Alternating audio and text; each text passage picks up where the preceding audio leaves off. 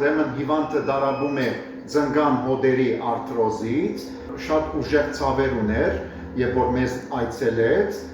որը դեղորայքով չէր լավանում, եւ մենք առաջարկեցինք ֆիզիոթերապիա, ինչպես տեսնում եք, ուրեմն կատարում ենք ձնգան հոդերի ֆիզիոթերապիա, օգտագործում ենք իմպուլսային թերապիա եւ լազերային թերապիա, բավականին ցավերը մեղմացել է, ինքը ահավոր շարժման սահմանափակում ուներ,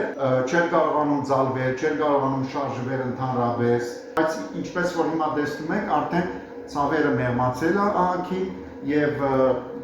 ձնգան հոդի շրջանում այդուцը նվազել է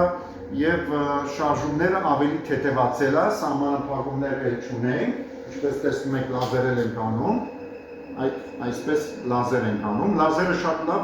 ցավերի համար շատ լավ է, ձնգան հոդերի այդուцն է թեթևացնում, բորբոքումն է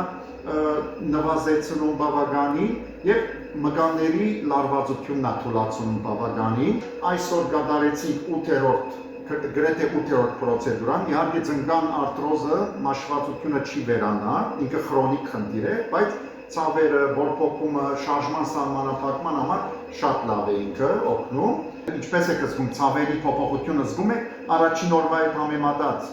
Շատ լավ։ Ահա։ Շարժումները ինչպես է, ավելի թեթևացել է։ Այո։ Առաջին օրը չէր կարողանում ընդհանրապես ծալել, մի քիչ կարող եք ծալել։ Ահա, ծալեք, մինչև վերջ,